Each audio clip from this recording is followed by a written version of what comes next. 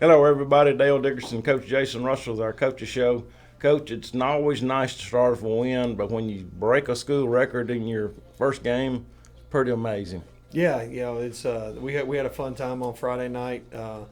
Really, the run game was clicking. 481 yards rushing is, like you said, a new school record. So a lot of that credit goes to that offensive line. Those guys, unbelievable job blocking. They paved the way all night long. Kylan Rhodes had 292 yards rushing, 3 touchdowns. To put him at 4th best rushing performance in school history. Jerry Wall, I think, had 76 yards rushing. 78 yards rushing, 3 touchdowns. Raheem added 57 yards. Brandon Perry added 51 yards and a great run on a touchdown.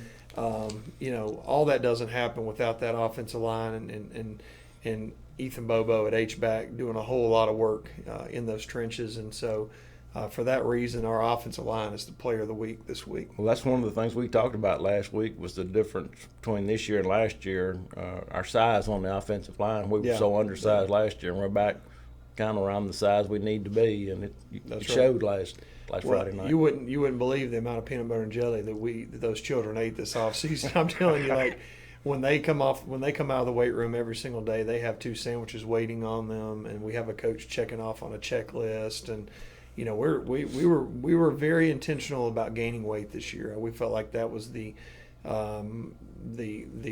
what we needed to do in order to be a more successful team. Is at one point we did our average weight of our team, it was 185 pounds, and we said, okay, that for a 6A football team, that's just astronomically low. And so we came in and said, okay, what can we do to fix this? And the peanut butter and jellies and the mandatory eating right after workouts, and just Coach Yanowski is an exercise science guy. We put together a series of talks and really instructed the kids about what it means to eat and as an athlete, and kind of started training them about what they need to eat on a daily basis in order to fuel their body and not lose weight by the workouts we're doing. Yeah.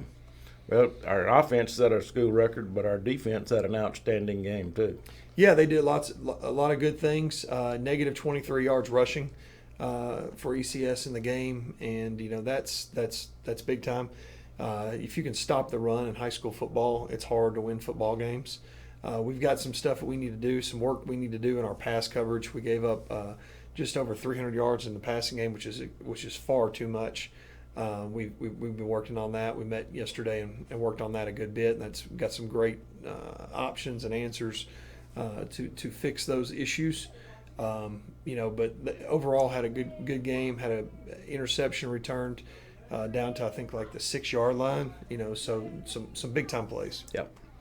All right, we've got some highlights for it. We had a lot of highlights. We got some highlights. Let's start looking at some of the highlights here. This is our first one. Should be our first touchdown of the year.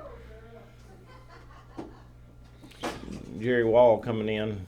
Yeah, so Jerry Wall comes in here, and Kylan kind of did a great job getting us down the field, and Jerry Wall just comes in, and he's just a man amongst boys on the football field. I mean, he is just big, strong, and you can see guys just bounce off of him, and people just have a hard time bringing that kid down, and he's a 4'6" guy on top of all that, so he's got speed, size, strength, and he's got a pretty good mean streak out there too. So. When you see him standing beside some of the other players, you see how his build is somewhat. He reminds me a lot of I can't remember the guy's name at Ohio State that played with the Titans, but he was just chiseled is what he looks out there. Yeah, he's put together. I mean, obviously he gets it done on the football field, on the basketball court. We've played him everywhere. One game against Center Hill 2 years ago, we played him at nose guard, linebacker, and safety all in the same game, maybe even in the same series. We just kept moving him around, and he's just a problem wherever we put him.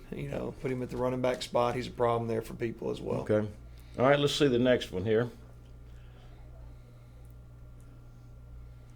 Right here we got Jerry's second touchdown of the game right here. So we're down on the right here at the 10-yard line.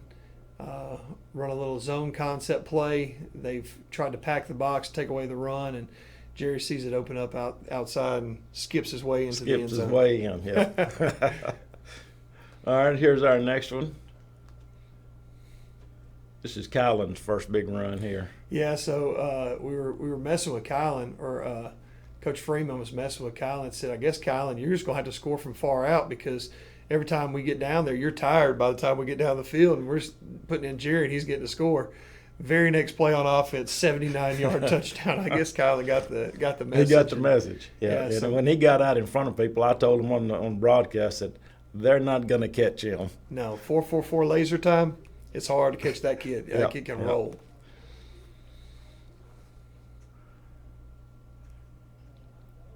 All right, this is Jerry's third touchdown here. Yeah, we got a little counter play here. We pull and kick out and get right back in there behind them and run right up the middle. And again, you saw us bounce it. You saw us run right down the middle. I mean, we did a little bit of everything on the run game.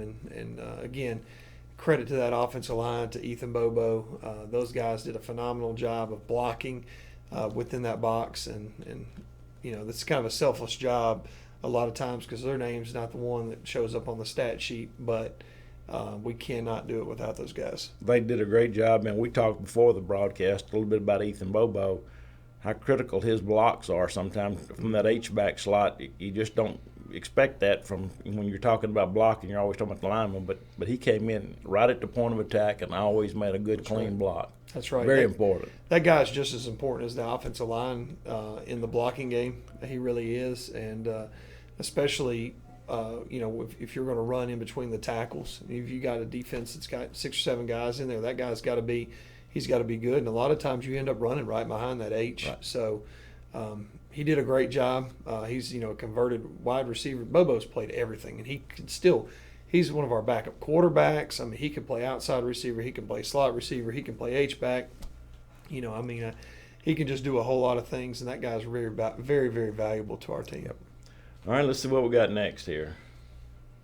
I believe this is the Jerry Wall interception that almost was a pick six. Yes, it was. And it was a pretty break on the ball too. Yeah. This, again, he's back here, rolled back like a safety, and then here he goes making a pick, and you can just see. We talked about the size, but you can just see the nimbleness, the speed, all those attributes. Yep. I mean, the kid just, it's easy for him at times, and so he's a special player. Well, that was right before the first half ended, so we had one more chance to put points on the board here late in the second quarter. Yeah, this is we got Kylan with his second touchdown here, I believe, and good run right here by Kylan.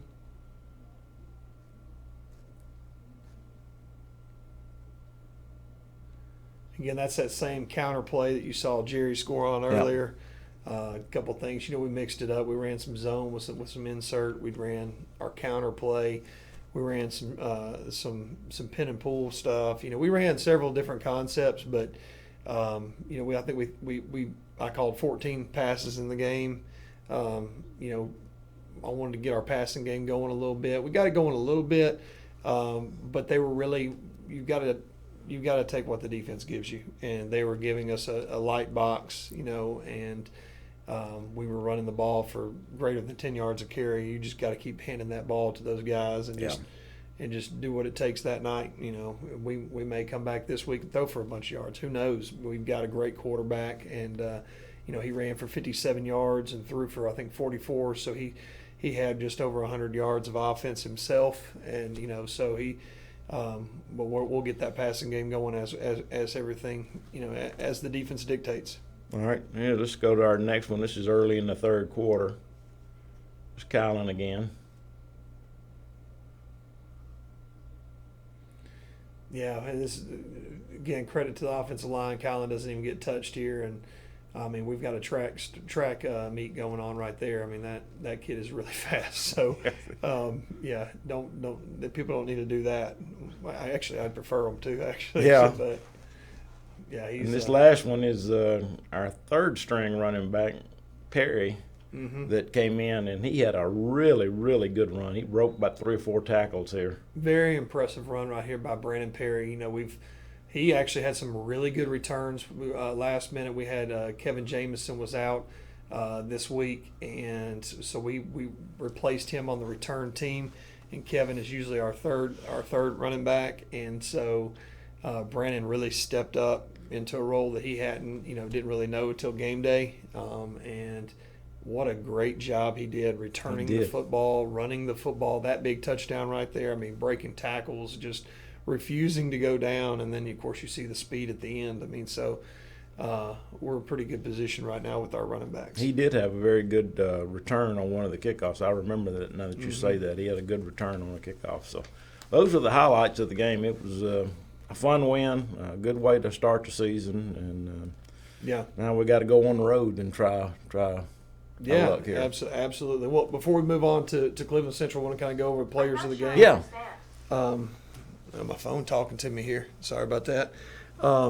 But kind of go over the players of the game. Again, we talked about that offensive line and Ethan Bobo. Those are our offensive players of the game, obviously. For the blocking performance they did, multiple backs, running and having so much success. On defense, the defensive player of the week was Caleb McCool. Caleb had 7 tackles, a tackle for a loss, a quarterback sack, 4 quarterback hurries. So just a phenomenal game by Caleb, and that's his first start. He's a sophomore. So I mean, you talked the other day, and we talked about him being a hard hitter, and he is definitely a hard hitter, and we're really proud of what he was able to accomplish. Our special teams player of the week is Austin Taylor. He was 7 for 7 on extra points, and did a great job. They were giving us a hole in the defense or in the return game, and we were just able to pooch that ball right over there, over that front line, and get it to where that one of their guys that wasn't the returners caught the ball. And I think our average starting field position was the 29-yard line in the game, or their average was the 29-yard line. He had a touchback on one of his kicks later in the game once they adjusted to what we were doing.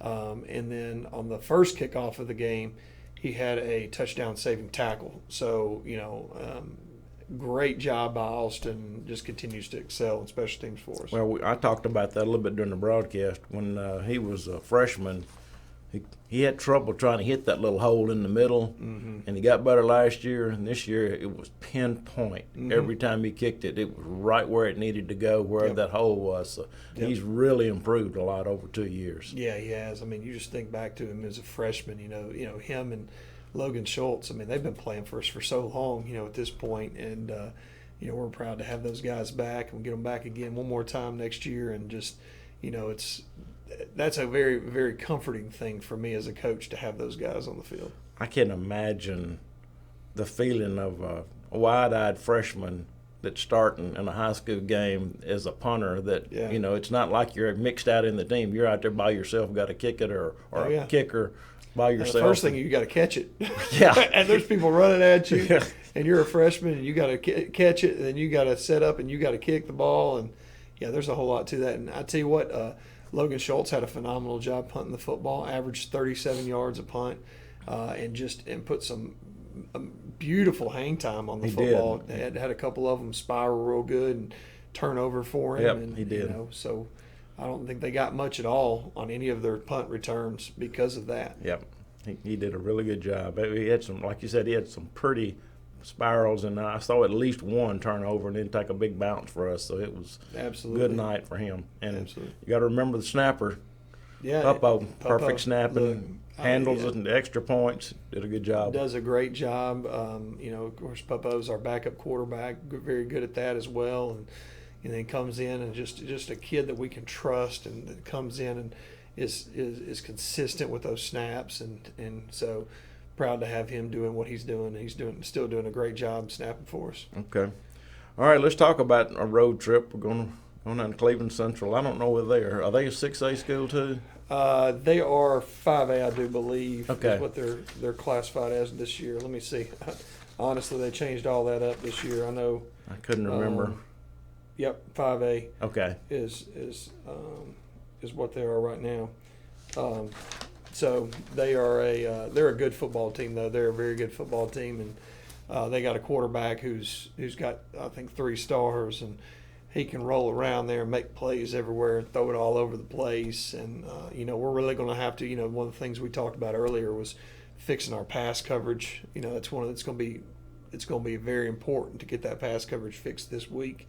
So we'll definitely be working on that, getting some great reps with R1's receivers, showing them pass routes and stuff that they're going to be showing us on Friday night. Should be a very good game. Yeah, they beat Clarksdale Friday night, so that's yeah. And Clarksdale's huge. I mean, and Cleveland Central's huge. They've got me and Coach were talking about it earlier. They have 360-pound. They have two offensive linemen over 360 pounds. They got a 315-pound one, 290 one, a 280-pound one, and that 280-pound kid looks anorexic out there. I'm telling you, he looks tiny. Yeah. And you're right. 280-pound offensive lineman in high school. That's a good size offensive lineman. It is.